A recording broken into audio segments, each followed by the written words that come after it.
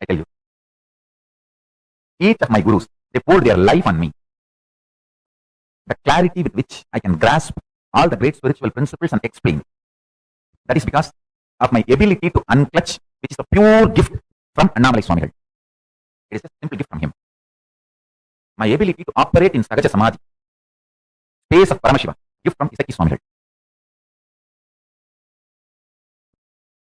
All my gurus' glory is only my life. My ability to be in Ajapa Japa state. I can actually keep the Japamala whole night. Even if you think I'm sleeping, the mala will be rolling in my hand continuously. That is the gift given to me by Yogi Ram Surakumar. He is the Ajapa Japa Purusha. He is actually the embodiment of Ajapa Japa. He gave me the gift of Ajapa Japa.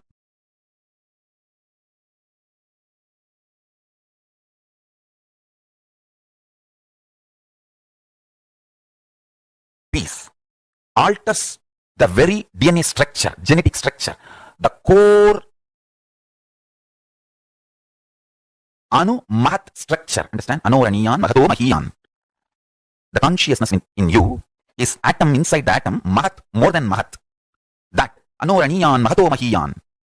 That consciousness starts growing in you with more and more peace-based powerfulness developing in you. Nothing can be compared to unclutching. Spend more and more time, energy in unclutching. It will never be wasted. Time spent on unclutching is the most productive time for you in your life, because unclutching completely makes you altogether a different material. Understand? It makes your very biomemory, muscle memory, core structure, molecular structure, genetic structure, DNA structure, everything. All the 8 energy flow circuits, 7 energy flows, 1 the pure conscious explosion. So totally 8 energy flow circuits exist in you. All the 8 explodes when you unclutch. Understand? Unclutching is the space of Sri Kailasa. Listen carefully. Categorization, generalization, judging. All this is taught to you as a science of life. But all this leads more and more delusion. Listen carefully. I want to put this on record clearly. Generalizing, categorizing, classifying, passing judgments about people, about situation, about communities, about societies, about political parties, about the world happenings. All this is absolute delusion due to non-involvement. Delusion-based decisions are bound to lead to suffering and more ignorance. Life does not demand you to deal too much of information or too much of stress and the load and fear and insecurity. First, understand that. Your life needs only simple decisions from your Paramashanta Swarupa. For example, when you are thirsty, water bottle is there in front of you, just pick up the bottle and drink. If the water bottle is not there, get up, go to the kitchen and get water and drink. That's all. Instead, you are being taught, when you are weak, when you are feeling tired, you are thirsty, you may be dehydrated, you will not have enough strength in your biceps and muscles to pick up a glass and pick up the water and drink. Please start working out now. Take this protein powder, take this non-veg, take this, drink that blood, this muscles, this flesh, and build your body. So when you are thirsty, you can just get up and without any dehydration, difficulty, you can start drinking water. And to substantiate the statement we are making, we have thousands of studies, researches done on people. Listen. Practice this simple Paramashanta Swarupa for few days. Taste this ultimate silence for few days.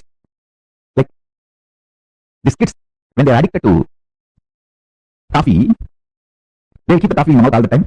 When they need to go somewhere, they'll take it and put the wrapper, keep it in the packet.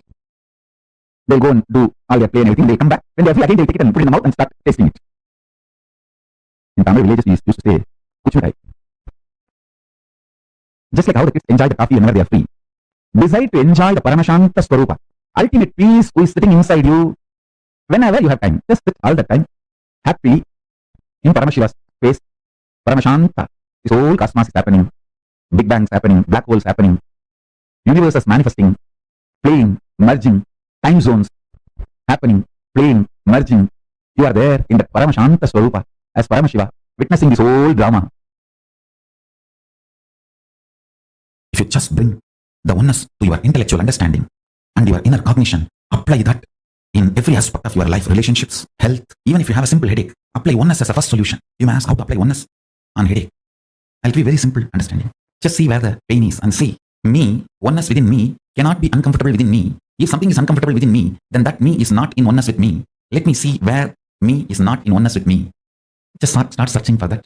You will see me becomes one with me and headache disappears. If there is a headache, me is not in oneness with me. Let me see which part of me is not in oneness with me. Just start searching. I tell you, simply headache will disappear. And please listen. I'm not giving you false ideas. Just take little sacred ash. Tell Paramashiva, oh Mahadeva, Paramashiva, I know oneness is an energy which can be mixed with any object, and that object will manifest and radiate electromagnetic energy of oneness. So let this sacred ash be mixed with the electromagnetic energy of your oneness. Let your oneness be invoked in this sacred ash and apply that on your forehead. With the Mahavakya, Nithyananda Paramashivoham, it is equivalent to applying oneness on your forehead, and you will see headache disappears. I am not giving you some method like a placebo, fluke, click. No. Understand? What I am talking is far beyond placebo. It is oneness effect, not placebo effect. The electromagnetic force, maybe I can use a new word, cosmomagnetic force of oneness can be infused into any object. You can infuse that within you and without you, both. Within you and without you, both. When I lived my Parivrajika life, means body was moving around without will, devoid of will, just with the flow of Paramashiva, Prakriti and Purusha. Paramashiva and Parashakti. The sacred ash is the only medicine. That is the mosquito repellent. That is the blanket. That is everything.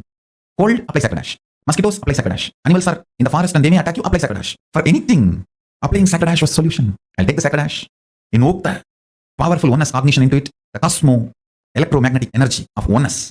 Infuse that into the sacred ash and apply all over the body. That's it. I tell you, this is one of the powerful Mahavakya I received from Annamalai Swami. This, I should say it from the Ramana Sampradaya, the tradition, ecosystem of Bhagavan Sri Ramana Maharshi. Very casually, he put this in me. Deham naham, oham soham. Like how in the schools you learn Baba, black sheep. See, the rhymes you learn plays a major role in your thinking. Don't think rhymes are just funny. This is the most beautiful rhyme for enlightenment I learned. Deham naham, oham soham. Deham means body, naham, I am not. Then koham, who am I? Soham, Paramashiva is me. I can say that I just can build full-fledged temple for Annamalai Swami by just putting this one rhyme inside my head. Even while I walk to the restroom in the schools, they will give interval break, 10 minutes. You have to run to the restroom and come back. Even while running to the restroom, I will sing this only. Deham naham koham soham. Annamalai Ummanin Mahimayo Katin Ilvayo.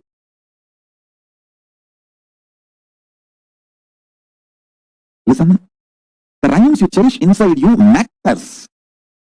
The words you cherish inside you matters. The words you cherish inside you for 6 months will become reality within a year. At least it will become like a echo chamber for you. ECHO. Echo chamber for you, around you. These rhymes, these great beings are put inside my head so casually.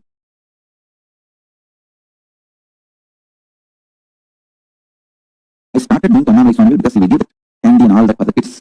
Whoever brings to have his darshan, candy and other sweet, he will give to all those kids. Very casually, he put these great truths inside my head.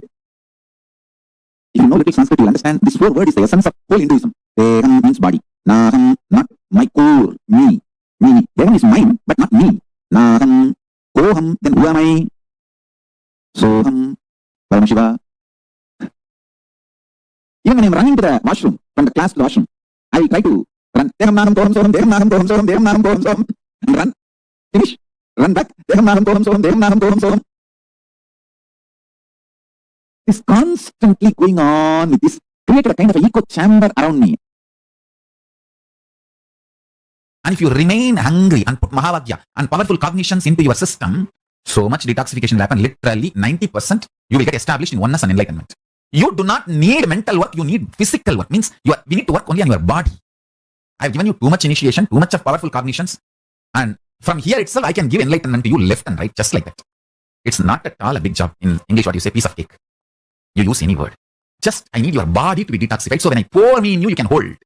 It is literally cosmic union. I can make the cosmic union happen with any one of you at any time now, especially with this whole vibration of that love. That is why I insist on you moving to liquid diet, at least next for 21 days. Liquid diet, chanting of Mahavagya, vibrate yourself with the Mahavagya, Om Nithyananda Paramashivoham, and spend as much time as possible with oneness capsules and satsangs, these powerful cognitions. And I tell you, these powerful cognitions will get rooted in your biomemory.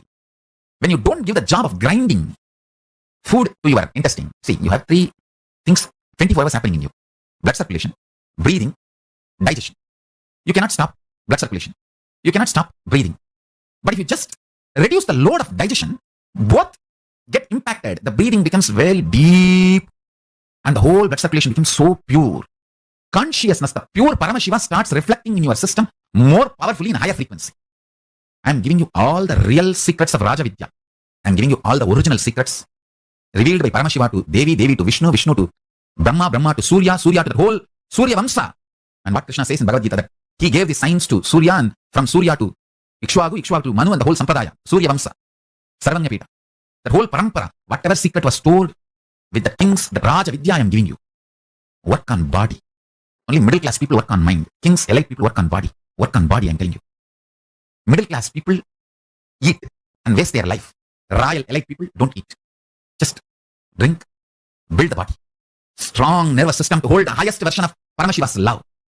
The highest version of Paramashiva's love I tasted in my life, Arunagiri Yogeshwara, my guru. The love was so much. Never I felt insecure that will I be able to execute all his instructions, all his command, all his words. I just know I have to make his words into reality. I have to strategize whatever he wants. I have to strategize and make it happen. That's all. Absolute unclutching is the extremely enlightening fuel for your life. Understand? Fundamentally, your consciousness.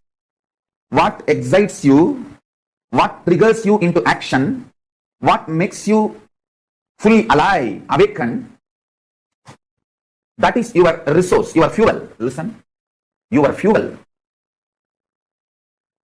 need to be right and pure. Please listen. If you use the right fuel, right resource to excite you, inspire you, energize you, you will have respect for yourself. You will have respect for yourself. I tell you.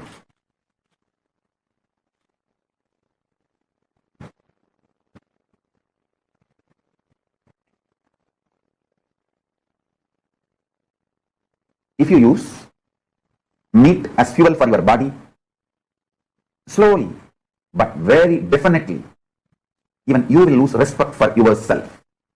If you use alcohol to pass your time, to pass your life, even you will not have respect for your life.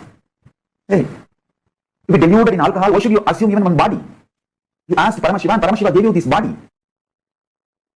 If you are deluding yourself in alcohol and keeping you dull, passing your life, it's absolute abusal of your body. And Paramashiva who gave you this body.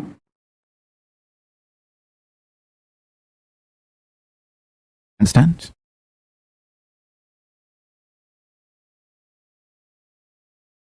When you start talking intensely to Paramashiva, just this, listen. Forget about everything else. Paramashiva is real. And you start talking to him. You can be complaining, you can be crying, you can be talking, you can be enjoying, you can say, thank you for what you have given me, or you can be angry, saying that what have you done to me? Why is Australia fire is not getting put off? Why the animals are dying in Australia? You can talk anything you want. He's as older than sun and fresher than your breath. He's new to you than your own breath. He's old to you than the sun. Older than the sun, newer than the fresh breath you are taking inside. So you can talk anything you want. Remember one thing, cognizing is real. And then whatever you talk to him and whatever response he does, sometimes he will give verbal response, sometimes he will fulfill your prayer, sometimes he will pour intense paramashanta state in you. All is his response. Anything you do will only wake you up to the reality is real and is ultimate. That's it. I have given the essence of everything. State, space, powers, being, super consciousness, and Sri Kailasa of Paramashiva. All the 6 aspects I have given in this 1 3 line. Paramashiva is real. The ultimate is real. And start talking to him intensely. It can be sweet, friendly conversation. It can be fight. It can be demanding. It can be aggression. It can be surrender. It can be screaming. It can be anything. Know that he is real and go on internally talking to him. Before sipping cup of coffee, tell him, Swamiji, here is a sweet coffee. Enjoy. Before falling asleep, tell him, I am resting in you. Make my brain fall in tune, so I manifest you. Go on and on and on, I tell you. Listen to this. Once you feel you are dreaming, and after that, even if you slip into dreams, all those dreams only leads you to waking up state. Only once you remember, I think I'm dreaming and it's not all real. Even if you don't wake up and fall, you slip into the dream again. After that, every dream you go through will only lead you to wake up. You will only wake up.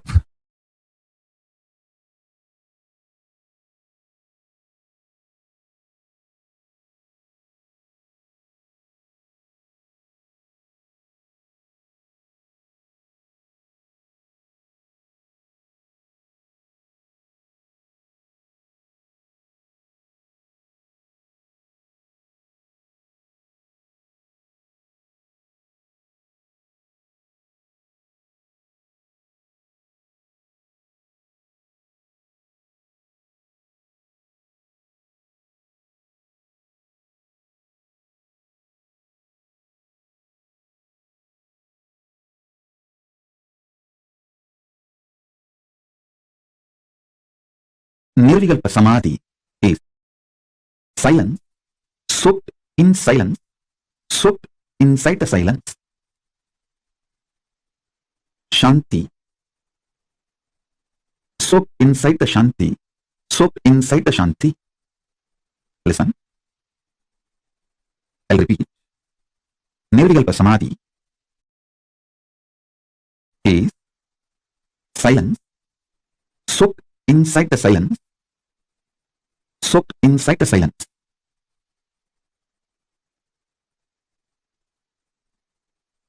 Contemplate on it.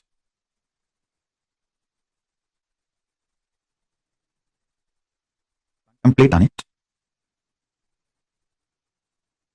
I initiate all of you into Nirvikalpa Samadhi as a living experience today.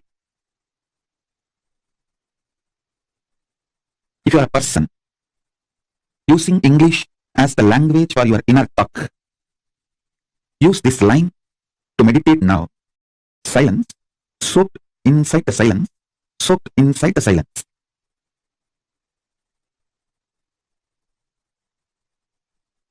Understand? I'm going to fill you with intense, ferocious, powerful, living silence, not dead silence. Living silence. The silence I'm going to inject into your being will touch your Swadhisthana chakra, means it will just terrorize the patterns and fears in you. The fears and patterns will melt down like how the metals melt in the extreme heat. In the absolute heat, how the metal melts, same way all your patterns will melt.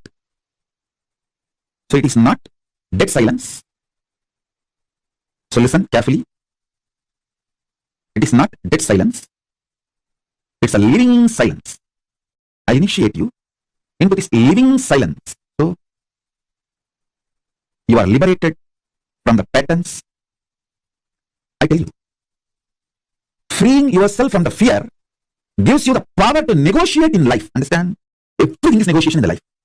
Whether the decision you take, what time to wake up, how to wake up, what to use to brush your teeth, what to use to wash your body. Everything is negotiation. Whether you talk to yourself and convince yourself for some activity, or convince your spouse for something, convince your team, your boss, your subordinates, your assistants. Everything is all about negotiation. It's all negotiation. All relationships are negotiation.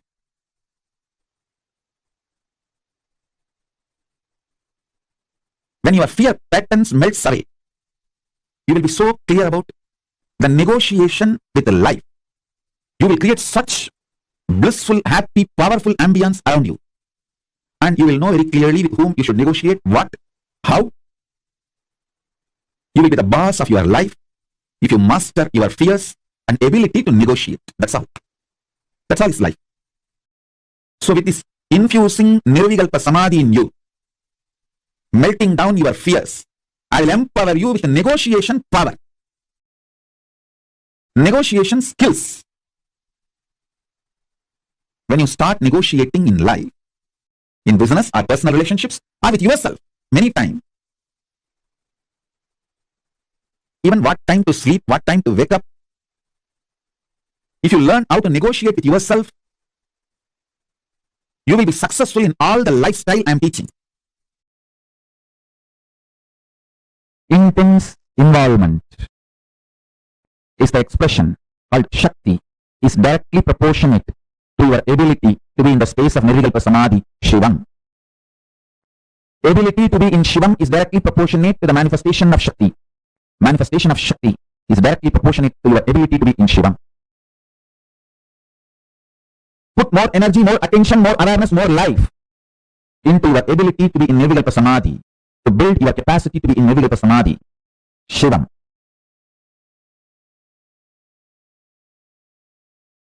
The whole Kailasa governance, listen carefully, the whole Kailasa governance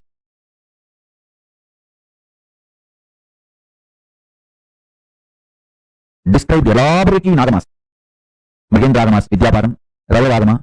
In multiple Agamas, Paramashiva elaborately describes the whole thing is founded on this principle.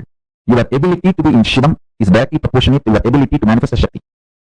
Your ability to manifest a Shakti is your ability to be in Shivam.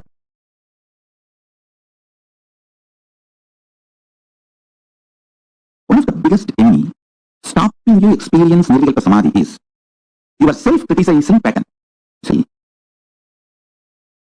you strongly believe you have not achieved oneness, Nirvikalpa Samadhi, unclutching, completion, because there's a definition for that state and that definition is not manifesting in you. You are such a, first of all, any person who thinks there's a definition for Nirvikalpa Samadhi, there's a definition for oneness, is a fool. Your mind cannot grasp even the definition. Forget about using the definition as the scale to measure whether you achieved it or not. You can do only one thing. Continuously remember to surrender, consciously declare to Mahadeva, Paramashiva, I am consciously declaring. Manifesting in me, only you can do. Ramana Maharshi beautifully sings Naksharamana Al Kavani Andani Agatiri Agilam Vaditidum Arunachala Agam Gurunditum Nakakudai Sirayai Amarvita Dengulu Arunachala. The whole scene is actually in the Prabhava, one of the wives of Krishna. When she was with the parents but she was in love with Krishna, she doesn't know how to run away from the home and marry Krishna. So somehow she sends message to Krishna that, please take me with you. Then Krishna plans and goes and as per his plan he gets her and marries her. This is the exact same mood with which Bhagavan is describing at least the first few verses. This whole scene of Krishna and Krishna's wife is, that's exactly the thing which happens in life. The Krishna's wife is an individual soul, all of us. Krishna is Paramashiva. We can only declare to Paramashiva, Prabhu, I am here, I want you to be with me and I want to experience oneness with you. How he will manifest in us, only he knows. If you have a scale, how he should manifest in you, and using that scale, if you beat yourself with a self-doubt, self-hatred, self-denial, you put yourself more and more in suicidal arrogance. I tell you, suicidal arrogance is worse than depression. I'm not supporting depression. I'm only saying it's worse than depression.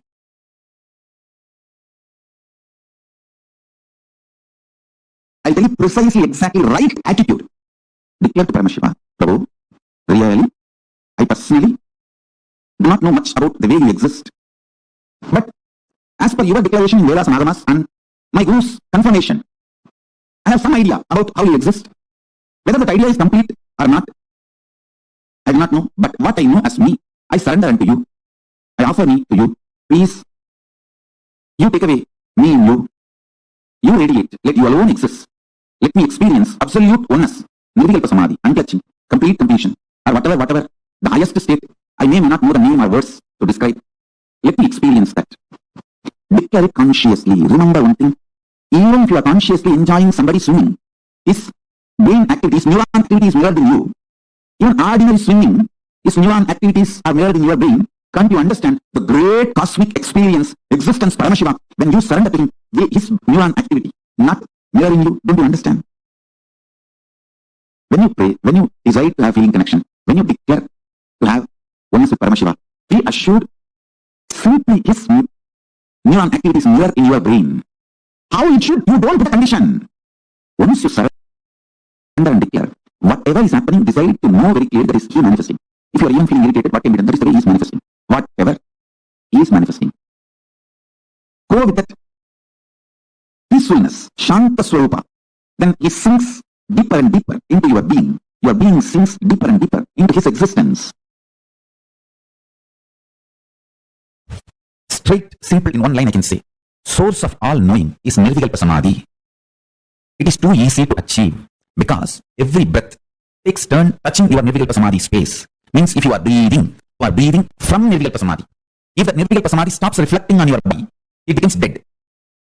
Nirvikalpa Samadhi is a tattva. Only if that is reflecting. For example, if a sun is reflecting on the mirror, only that mirror is lit, alive. If the sun is not reflecting on the mirror due to some reason, the mirror will not be alive, lit. Your body is like a mirror. Only if it is reflecting Nirvikalpa Samadhi for some reason, it is alive. The moment the Nirvikalpa Samadhi stops reflecting, it is dead. So please understand. My mission is to teach the whole world the principal source of knowledge. Principles of all the principal knowledge. Understand?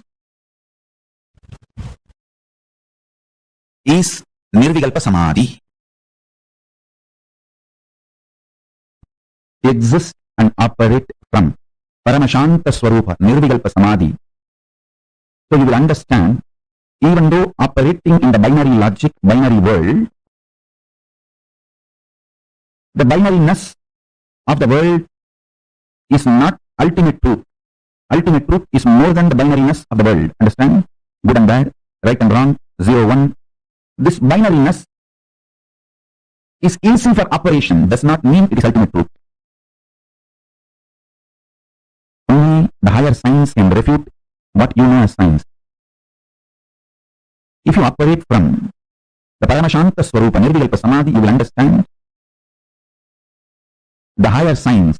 So you will know where the regular science which you know as science should be adopted, applied, and where it is inadequate. Listen to these three truths today Paramashiva is revealing. First, more and more operating from Nirvikalpa Samadhi will make you realize binary system with which this whole world is operating. Whatever you call as science, logic, rational, good, bad, right, wrong, everything.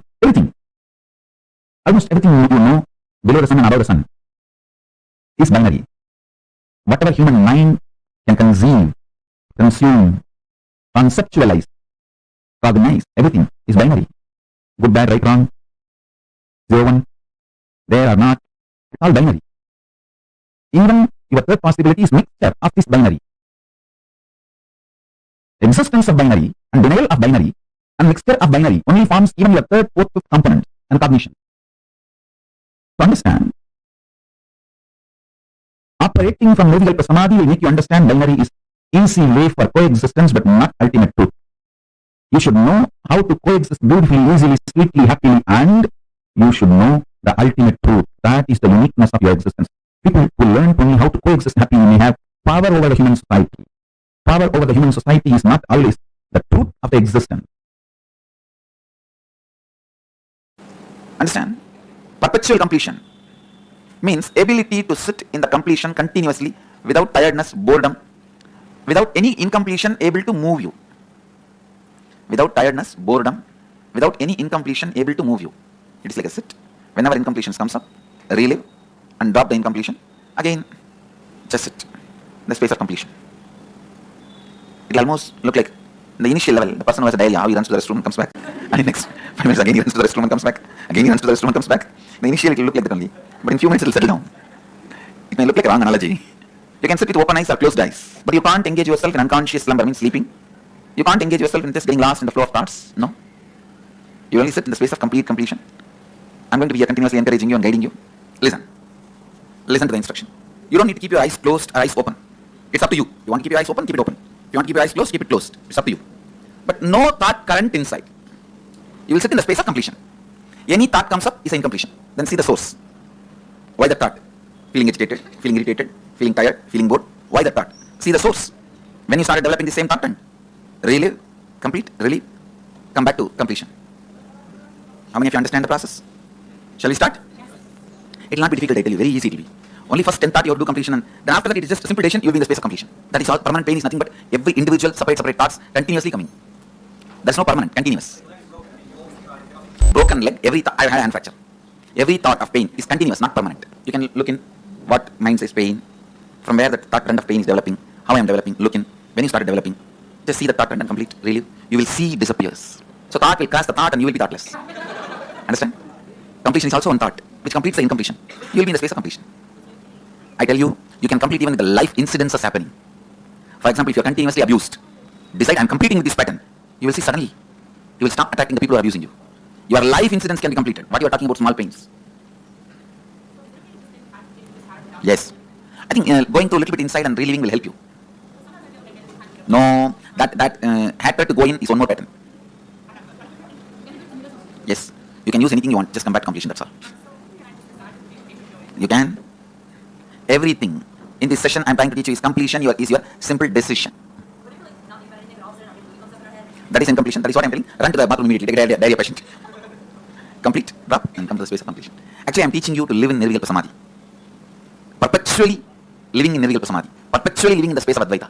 Perpetually living in the space of completion. That's what I'm teaching you guys now. See, all these days we pulled out many incompletions from inside and completed. Today, we are just looking, whoever comes to fight with you, we are going to fight with them. That's all. We don't call for Mahabharata war. Whoever comes on the way to fight with you, finish them. No, every thought is a powerlessness. Shall we start? Yes. You don't need to close your eyes or tie the ribbon. Just sit. If you want to close your eyes, you can close. If you want, you can pick up your mirror. Let's start.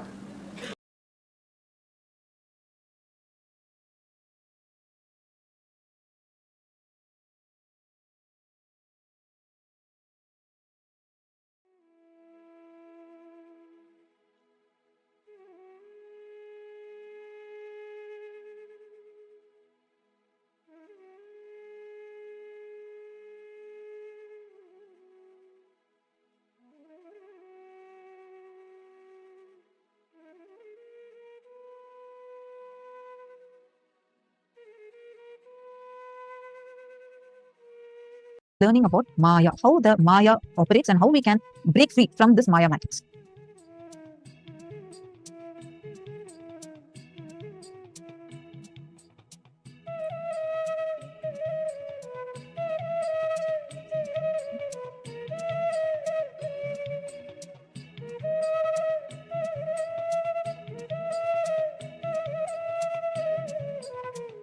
So this science of unclutching, let us understand it a little more deep.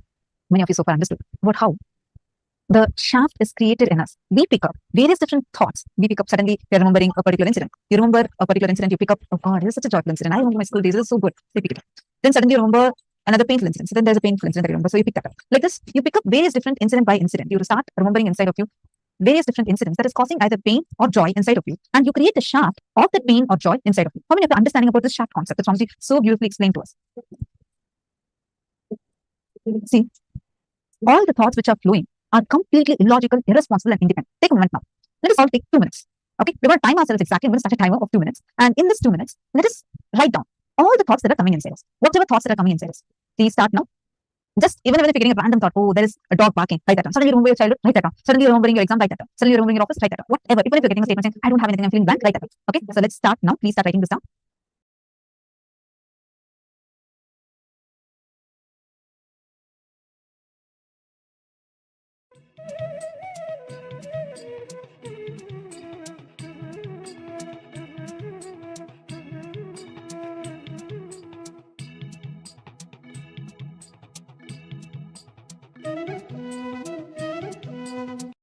Ma Govinda Rupini, Ma Sonal Chauhan, Ma Hilde, Ma Smita Sakai, Ma Sumati, Nithyananda.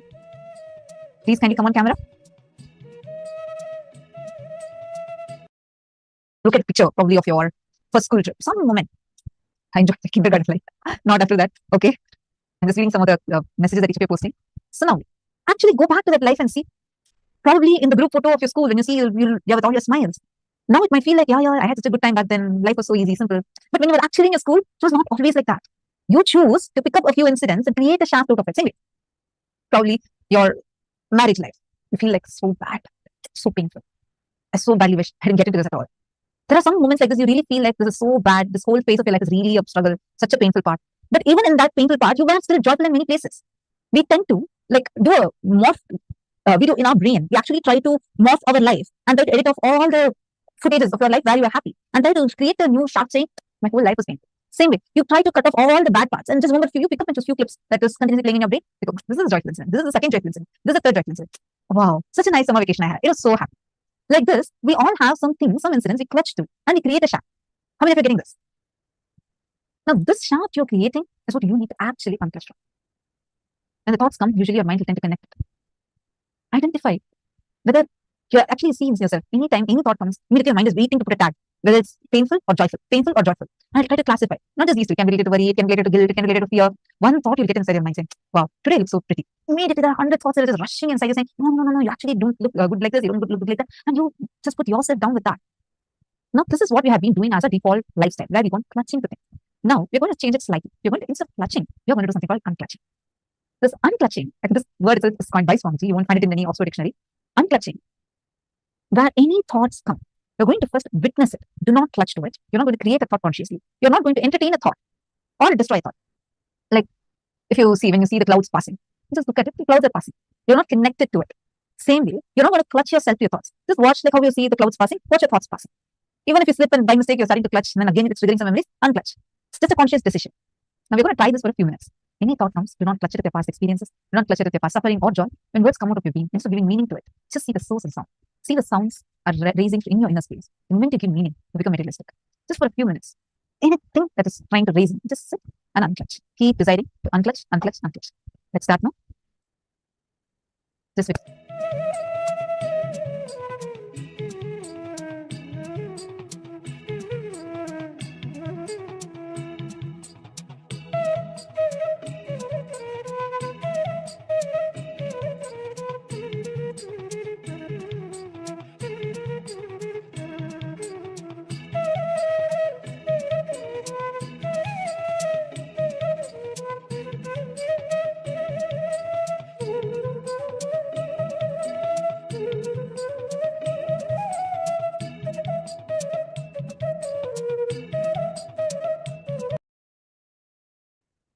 Slowly settle down. Come back into the space of listening.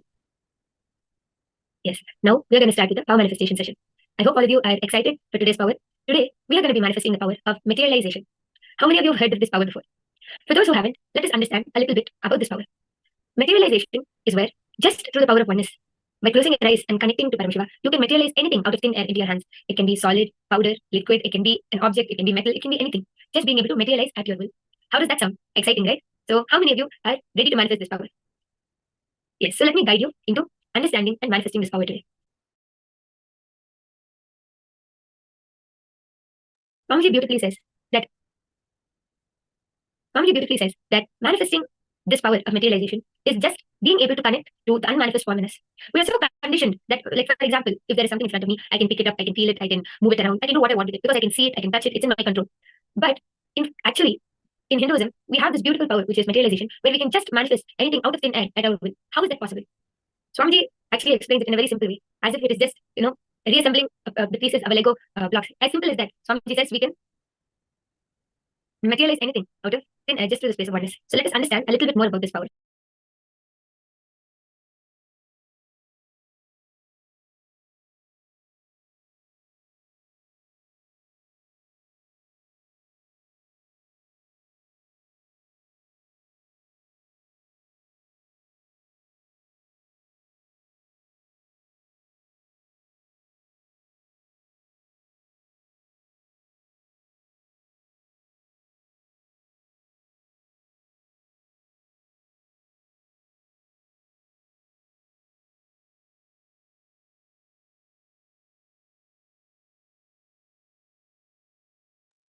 Yes. Before we enter into the power, let us chant the Shastra Pramana by the power of materialization. The Shastra Pramana comes from the Paushkaragama, Vidyapada, chapter 6, verse 101.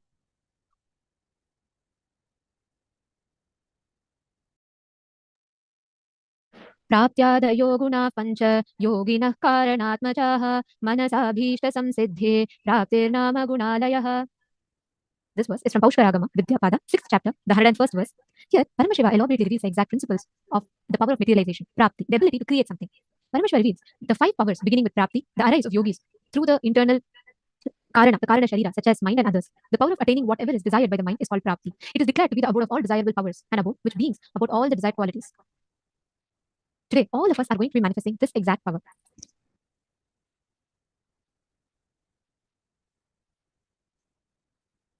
Yes. And Swamiji so beautifully says that what is materialization? Swamiji says during materialization, the thing has to disintegrate and move to time. And then after that, it needs to move to wherever it needs to go. That is length, breadth, and depth. And then it needs to get reassembled. And that is moving through time. It becomes antimatter while it's moving through time. And then it gets assembled into length, breadth, and depth, which we can see with our own eyes. So what we need, the first thing which we need to do is connect into the space of oneness. For us to be able to materialize, teleport, assemble, reassemble, anything, we need to first understand that that object, we and Paramashiva are one and the same. Simple, isn't it? So how many of you are ready to manifest this power? So let's all sit straight, sit with your head, neck, and spine in a straight line. Chant the Mahavakya and close your eyes. And as each of you are manifesting this power, please understand the exact signs that you need to apply for this power.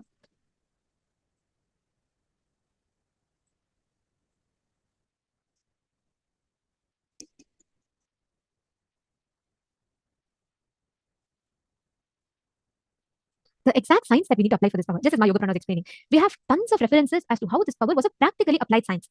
The ability for us to achieve anything that we want, transcending the time and space. Currently, the forces like gravity, electromagnetic force, everything acts upon a matter based on its mass, the mass based on the time and the space, correct? There's a certain points of time, points of space, and the mass, all of them which act upon together on the matter to influence the matter. This is the normal scientific definition of how things function, correct? We all see based on how our weight is that objects are increasing or decreasingly heavy or easy to carry, or how easy it is for you to blow a powder is so easy. But can you blow, let's say, a fan? No, you can't. For you to disintegrate something like a powder or like a liquid, you can easily spread it. But something solid, can you spread them easily? No, you can't. These different states of matter, as it exists, has a different levels of impact in each of their respective levels. For suppose, let's say that you're trying to disintegrate a wooden chunk. You have to apply a lot more force for it. The force, the kind of activities or the force that it needs for it to move the matter, for you to do something on the matter, is twice the quantity, depending upon each of its present state of existence. Am I right? Is that making sense to all of you? Yes? Okay, I see you all saying yes. Thank you. Now, this power, what exactly it does is, it makes you experience the state of your consciousness, the conscious existence that you carry, as the reality for the life in front of you. Let's say, you're sitting somewhere in Canada. But let's say you want to really very badly manifest a flower, which is only available in India. Your consciousness has the ability to transcend the coordinates of time, location, space, geography, everything to manifest what you want from a certain moment of the past or a future into present moment. You may be thinking, what is it? It's so confusing. It's a very clear science. You have the ability to print, to consciously 3D print a reality that you want to manifest in your life. That is what we're all going to be learning about today. How many of you are understanding this? Ma Govinda Rupini, Ma Tanja Devarane, Ma Kirin Shivanatarajan, Ma Jnana Pradayini, Ma Ananda Lakshmi, Ma Sakala, Ma Hilde, Ma Sonal, Ma Sumati. Can I request all of you to share? How many of you are clicking with this? How many of you are understanding? Nithyananda, Ma Ramani Devi.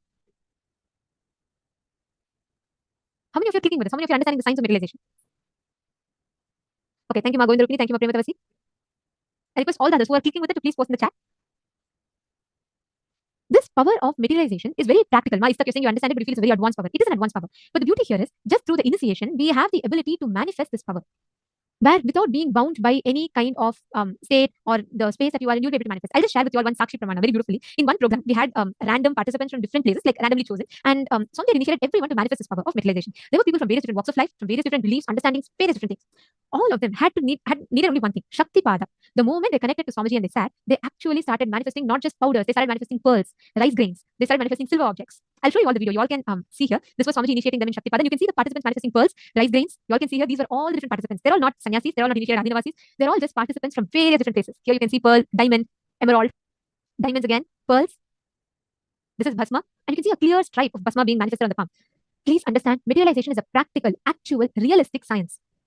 And in the presence of an avatar, he awakens us to a frequency where you are not overpowered by the matter, but actually you get the ability to disintegrate a matter, convert matter into energy, and reassemble that energy back into matter at your preferred destination, location, at your desired time. This exact process is what we call as materialization. Are you all catching it? Are you all understanding? If you all are clear, please put yes in the chat. Wonderful. Now, let us enter into manifesting this power step by step by step. Now, we will be guiding you all into the exact steps, how to start and how exactly you should manifest. I request every one of you to please settle down. Settle down and just relax.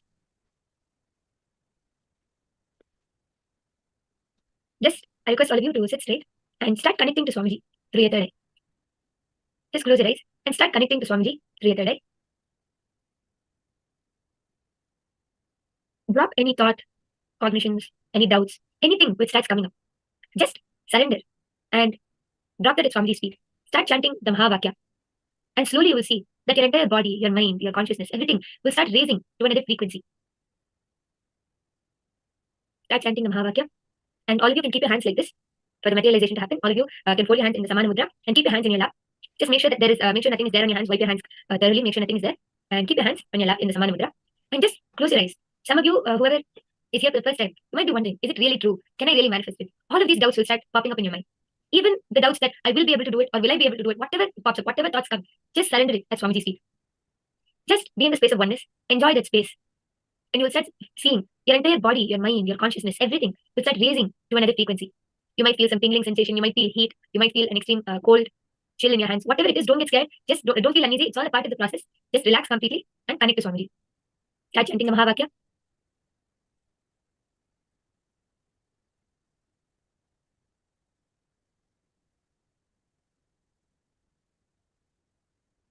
It's very important that you sit in the right posture when you manifest this power. Listen very carefully. Whenever you connect, there'll be so many thoughts that will come up in you. Just unclutch. Come back again and again to the space of unclutching. If any of you have any difficulty or if you're not sure how to manifest it, please make sure that you're asking us. Feel free to ask us.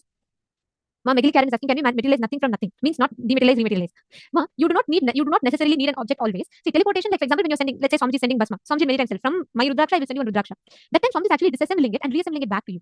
But right now, like how a mother creates the life energy in her, same way how you all generate millions of cells every single day, same way you will be able to generate from nothingness. You'll be able to print any reality you want. Yes, that is possible, and that is what's the power of visualization. All of you clasp your palms together. If any of you are finding it difficult in manifesting, please feel free to ask us, reach out to us, and we'll be more than happy to guide you all into the process. Intensely connect to Swamiji. Chant the Mahavakya. Remember to chant the Mahavakya because that is instrumental in raising your frequency to be able to manifest this power. Om Nithyananda Paramashivoham. Om Nithyananda Paramashivoham. Om Nithyananda Paramashivoham. Om Nithyananda Paramashivoham. Om Nithyananda Paramashivoham. Om Nithyananda Paramashivoham.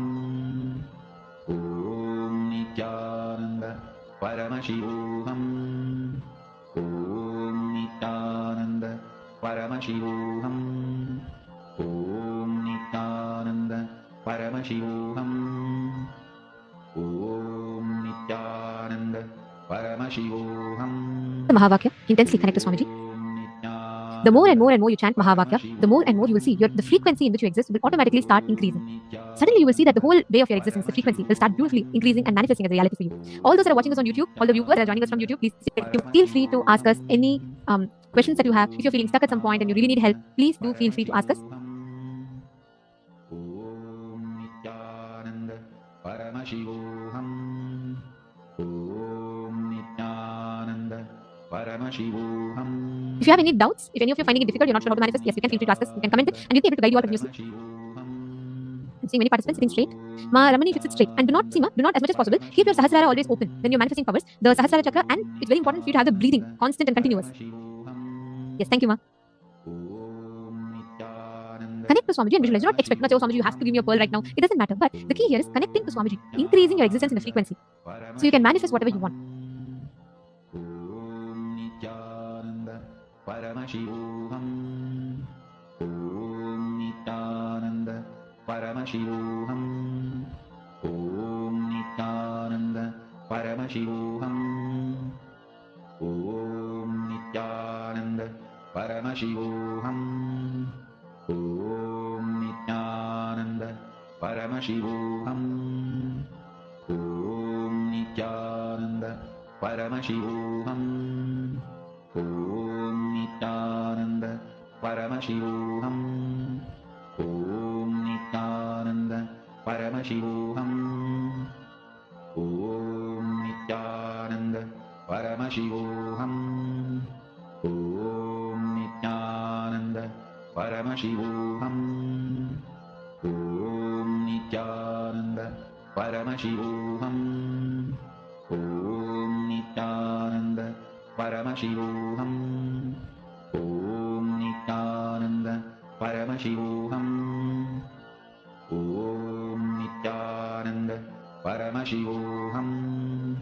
Om Nithyananda. Paramashivoham. Om Nithyananda. Paramashivoham. Om Nithyananda. Om Nithyananda. Paramashivoham.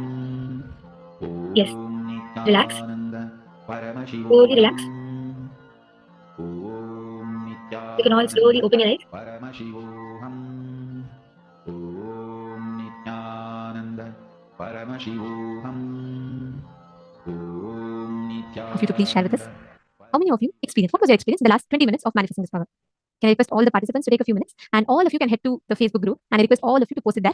The link to the Facebook group will be posted on all of your chats. We'll make sure it is posted for all of you, and we'll also be showing the link to the Facebook page to all of you now. I request every one of you to take a few minutes, head to the Facebook page, Facebook group called Paramashivoham, which is where all of us will be sharing our experiences. We will be growing in this together. So we request all the participants to take a few minutes and please head to Facebook.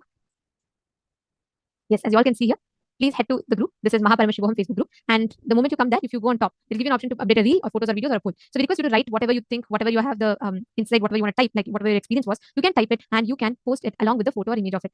So I request all the participants to please take a few minutes and please share. I request all the participants to head to Paramashivoham Facebook group, and each of you can post your experiences there.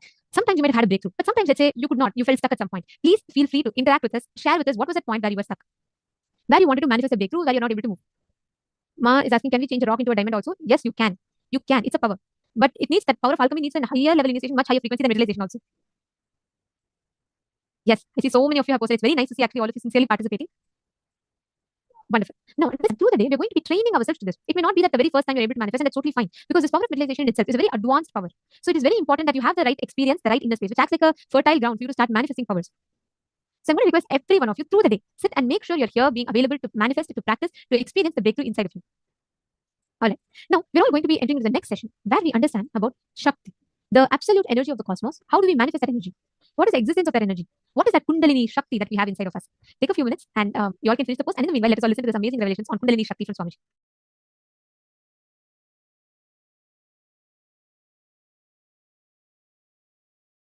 Shiva is the source. But source will always have certain kind of a static feeling. Please listen. All source material will have certain kind of just being static, but making the source material active, like an atom, that's a source material. But if it is static, it is not going to be directly useful. Either it has to break and become active, or join with another atom and become active.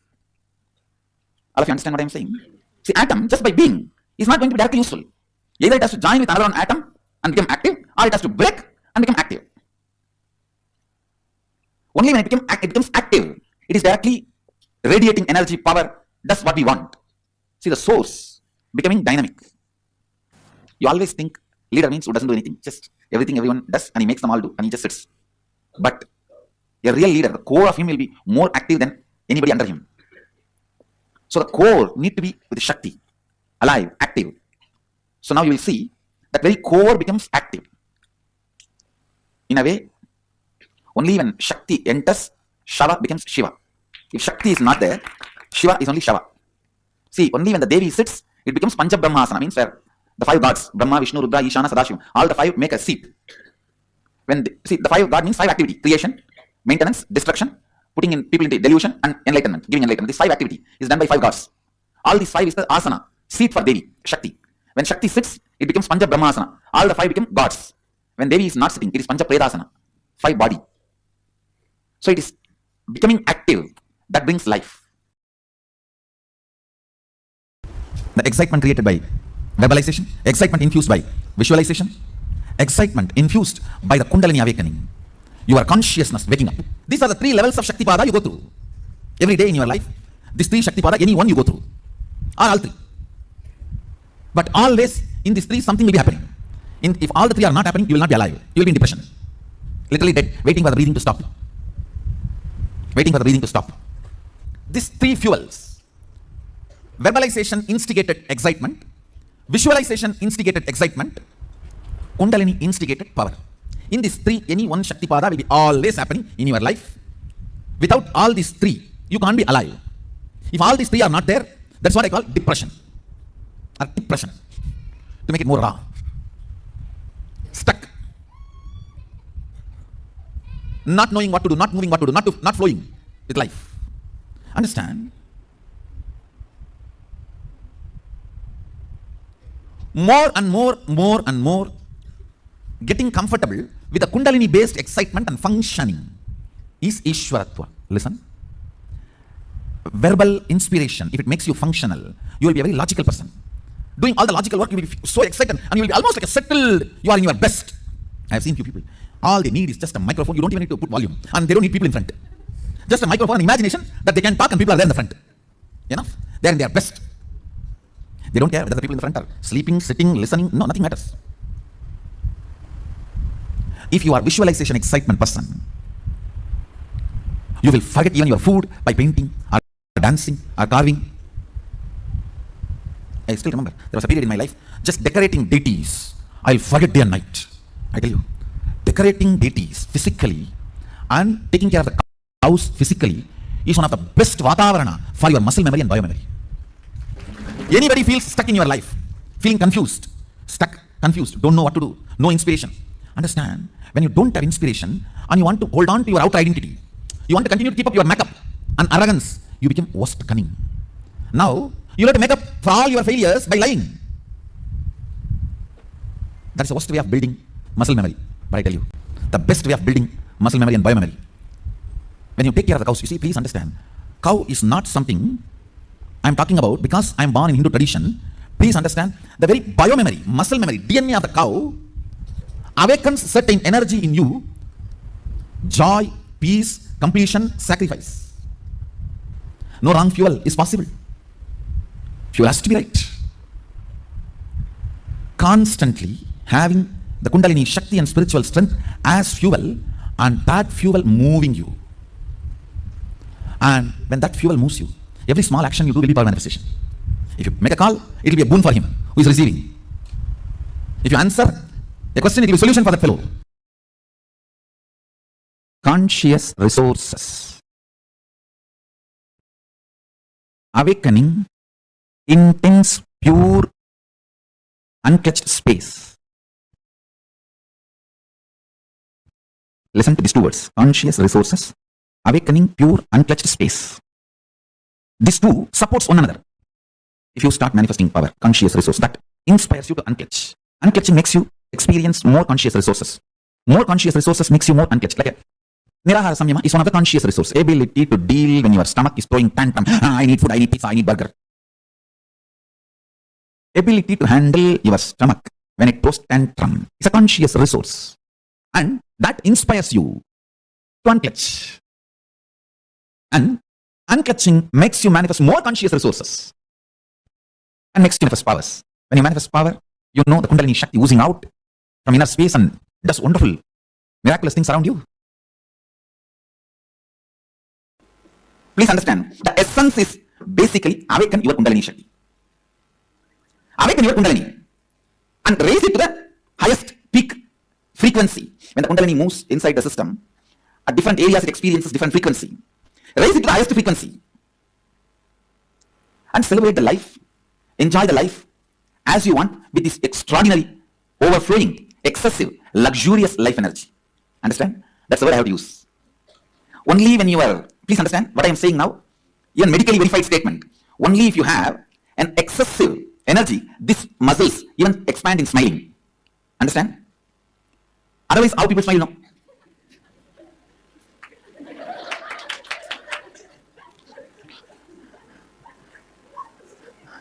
I'm telling you, life should be lived with luxury of energy. I am telling you, if you think the car you drive, the chair you sit, and the house you live, that only demonstrates your luxury. That is the symbol of your luxury. You are cheated. You are just cheated. It is the luxurious energy you carried in your stomach, in your heart, in your throat, in your face, in your crown. That is luxury. That is the best luxury. I tell you, when you wake up in the morning, The energy you carry in your stomach is, are you carrying a cramp, or are you carrying the gas, or are you carrying the uncomfortable acidity feeling? What are you carrying in the stomach when you wake up? And by the time you get ready for your everyday routine, you remember your everyday. What is the energy you are carrying in your heart? The moment you remember, you have to go to your office, you have to meet your family, you have to meet your team lead, you have to meet your team, you have to meet your boss, you have to do your everyday actions. What is the experience you carry when you remember your everyday routine in your heart? What's the energy you feel near your chest? That decides whether you are living luxuriously or not. The way you carry yourself, what your shoulders are feeling. Are you walking like this, almost collapsing, or are you carrying yourself? Drop yourself every day in highest kundalini. I tell you, the definition of sleep.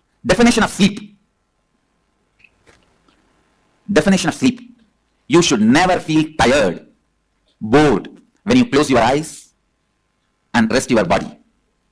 You should not be feeling restless. Understand? Restlessness means insomnia, sleeplessness. Turning this side, that side, passing around. Neither you should be exhausted and drop yourself in the bed and fall asleep, nor you should be restless without getting sleep. It should be just entering into the energy space. And it is possible. I am not giving you any great theories. No. Just remember, last 10 or 12 hours, the wax with which you made this world, the circus tent with which you opened and running your circus. Now wind up the whole thing, melt down the whole wax and drop it into the source and relax. The circus tent, the poles and the cloth and the lamps, rings and the ring master, animals and the visitors, viewers, fans who are clapping, and few people who are protesting that animals should not be tortured. Everybody is you. Every night when you are dropping into that space of powerfulness, remember, everybody is you. You are doing this drama. You already gave the script to all of them and playing the game. You are doing this drama. You have given the script. Just relax into that powerfulness which comes when you do completion every night before falling asleep. Just complete whatever incompletions you remember and fall into that powerful space. Fall into that powerful space. Neither you should be tired or bored or exhausted when you fall asleep, nor you should be restless, sleepless, feeling insomnia. Understand, insomnia and tiredness, both are same. Don't ever imagine if you are tired you will fall asleep. No, it is not true. It is not true. You should never fall asleep if your body is aching, body is having any pain. Complete with all the physical, mental pains, boredom, all that, and just drop. Complete. When you fall asleep in the space of completion every night, your kundalini will be raised to its peak. Because awakening the kundalini and keeping it in its peak is more easy in the night time while you fall asleep than in the daytime. Because in the daytime, there are so many distractions. Even if you raise your kundalini up, the moment you see your spouse, it comes down, tatak. And then you remember Anandagandha, these, that, completion, and bring it up. The moment you see your boss, tatak. And then you do something and bring it up. The moment you see somebody who gave you the loan, down. It just goes up and down like a roller coaster. But in the night time, if you just relax into the space of completion and soak yourself, drop yourself in the kundalini energy, listen, then you will just have the luxury of life energy, kundalini. Luxury of the kundalini is the gift I am giving it to the world. Understand? Anybody who claims you are my disciple, follower, devotee, you should have received this gift, luxury of kundalini. Luxury of kundalini. That's the right word I use. No question of any powerlessness. The way you carry you, the way you walk, talk, sit, see, people should know you are carrying a VIP inside you. You are carrying somebody very important in your heart. When I had the enlightenment experience, first instruction Kukumal gave me is this only. Around 2.5 days I was in that vast 360-degree experience. It will feel like as if the whole sky is centered on my Anandagandha. If I had to put a cartoon huge, the whole sky, and I had to bring 2 lines and connect it to my Anandagandha. It looked like a huge balloon which is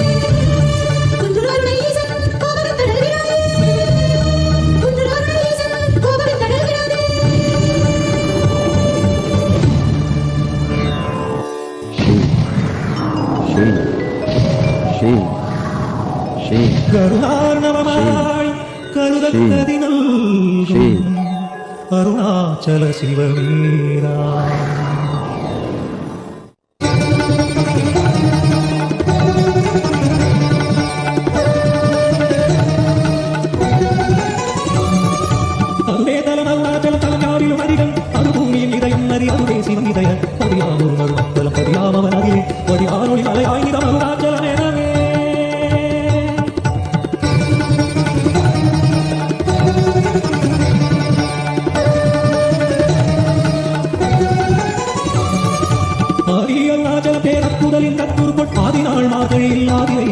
அஜோதியிலும் ஈசனிமாய் உன்னமரர் ஏற்றி வழிபட்ட நாள் மாசி சிவராத்திரியாமற்று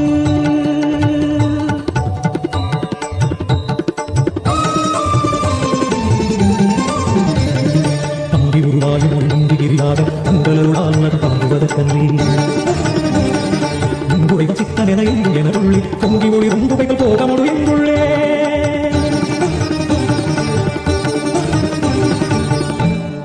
Let the sthiti, maintenance, sustenance, dimension of Paramashiva manifest in everyone. Let samhara, rejuvenation, dimension of Paramashiva manifest in everyone. Let prabhava, pulling out of delusion, dimension manifest in everyone.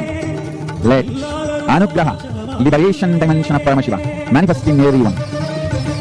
Om Paramashivoham Shiva, Shiva, Shiva, Shiva, Shiva.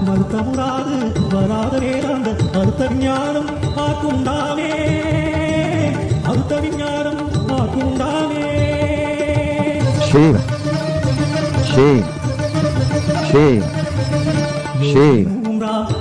Shiva. பாசமி சாய்ச்சியம் பயக்குன்னே ஈசனம் என்றன் ஆணையினானே ஈசனம் என்றன் ஆணையினானே.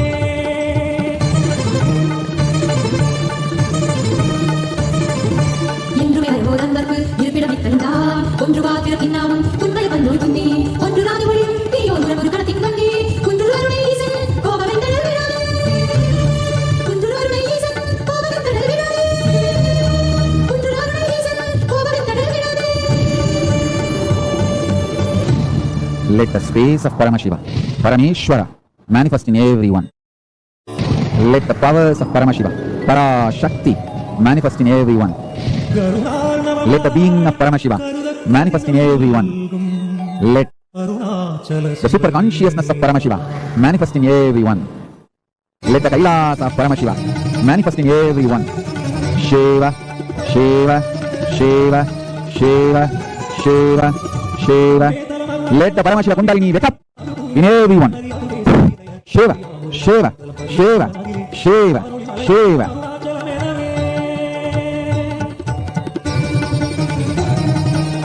Shiva, Shiva, Shiva, Shiva, Shiva.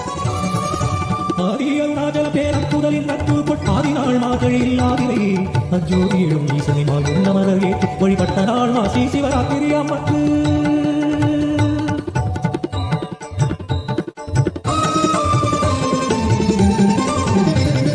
தம்பி உருவாயும் ஒழுங்கு கிரியாக தங்களருளால் தாங்குவதற்கன்றி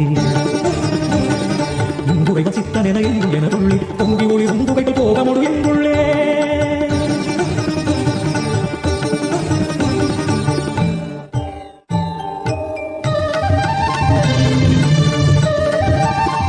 Shiva, Shiva, Shiva, Shiva, Shiva.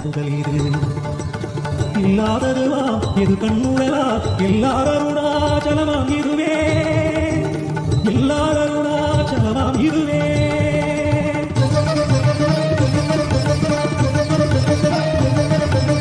ஒரு தெரியலை Shiva, Shiva, Shiva, Shiva, Shiva, Shiva, Shiva.